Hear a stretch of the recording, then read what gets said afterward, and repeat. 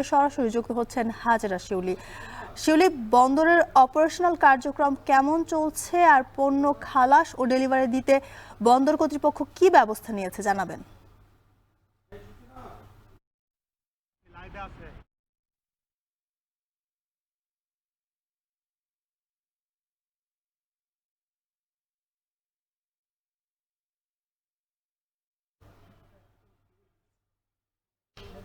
নানা ধরনের চ্যালেঞ্জের মধ্যে দিয়ে যাচ্ছে, বিশেষ করে এনবিআর কর্মকর্তাদের কর্মবিরতির পালন করার পাশাপাশি বিভিন্ন ধরনের কর্মসূচির কারণে বন্দরের স্বাভাবিক কার্যক্রমে আসলে তার বিরূপ প্রভাব পড়ে।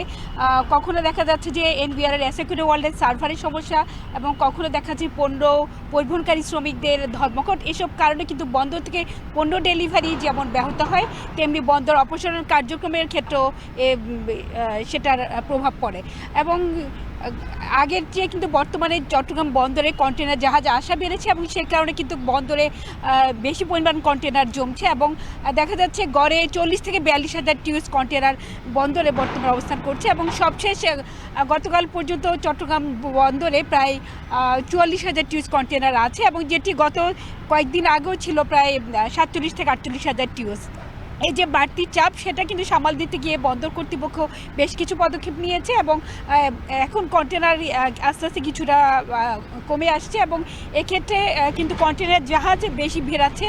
এবং কিছুদিন আগে আমরা যেটা দেখেছি যে বন্দরে বহির্নোঙরে জাহাজের গড় অবস্থানকাল অনেক বেশি হয়ে যাচ্ছিল, এবং এক একটি জাহাজকে প্রায় 10 থেকে 15 দিন এবং কখনো কখনো 20 দিন পর্যন্ত আসলে অপেক্ষা করতে হয়েছে জেটিতে ভেড়ার জন্য। এখানে সাধারণত যেসব জাহাজ বাল্ক কার্গো জাহাজ, বড় জাহাজগুলো বহির্নোঙরে তাদের পণ্য খালাস করে থাকে, এবং অন্যান্য জাহাজগুলো কিন্তু বন্দরের জেটিতেই পণ্য খালাস করে থাকে। এবং যখন আসলে সাগর উত্তাল থাকে এবং ভারী বর্ষণ হয়, তখন কিন্তু আসলে পুরো সব কিছুর উপরে একটি চাপ পড়ে। এবং গত 2-3 দিন ধরে কিন্তু সাগর উত্তাল, এবং চট্টগ্রাম সমুদ্র বন্দরে 3 নম্বর সতর্কতা সংকেত বহাল রয়েছে। তাই লাইটারের জাহাজগুলো বহির্নোঙরে যেভাবে স্বাভাবিক সময়ে যায় সেভাবে তারা যেতে পারছে না। যখন আবহাওয়া ভালো থাকে তখন লাইটার জাহাজগুলো সেখানে গিয়ে নোঙর করে থাকে, এবং বৃষ্টি হলে কিন্তু পণ্য খালাস সম্ভব হয় না। তো বহির্নোঙরে বর্তমানে পণ্য খালাস কিছুটা ব্যাহত হচ্ছে, তবে ইয়ার থেকে পণ্য ডেলিভারি হচ্ছে মোটামুটি। তবে যখনই বৃষ্টি হয় তখন খোলা পণ্যগুলো আসলে গম, চাল সহ অন্যান্য যে ধরনের খোলা পণ্য আছে যেগুলো কন্টেনারে করে থাকে না, কন্টেনারজাত করা হয় না, সেগুলো খালাসের ক্ষেত্রে কিছুটা বিরূপ প্রভাব দেখা দেয়। তো এইসব পরিস্থিতি মোকাবেলা করার জন্য আমরা দেখতে পাচ্ছি যে সাম্প্রতিক সময়ে চট্টগ্রাম বন্দর কর্তৃপক্ষ বেশ কিছু সিদ্ধান্ত নেয়।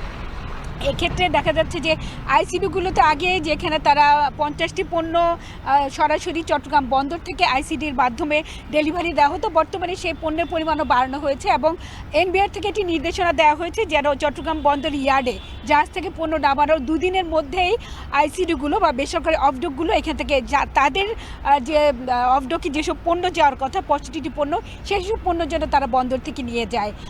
তো তবে এই ক্ষেত্রে আইসিডিগুলো বলছে যে তারাও বিভিন্ন ধরনের সমস্যায় পড়ছে, এবং তারা বন্দরে আসতে তাদেরকে লং টাইম বা দীর্ঘ কয়েক ঘন্টা অপেক্ষা করতে হচ্ছে, এবং গাড়িগুলো গিয়ে সেখানে অপেক্ষা করছে। এবং বিশেষ করে নবনির্মিত পতেঙ্গ কন্টেনার টার্মিনাল, যেটি বেসরকারি অপারেটর সৌদি আরবের রেড সি গেটওয়ে ইন্টারন্যাশনাল পরিচালনা করছে, সেখানে গিয়ে তারা পণ্য ডেলিভারি নিতে গিয়ে নানা ধরনের সমস্যায় পড়ছে, এবং সেখানে পণ্য ডেলিভারি নিতে কখনো কখনো একদিনও লেগে যাচ্ছে।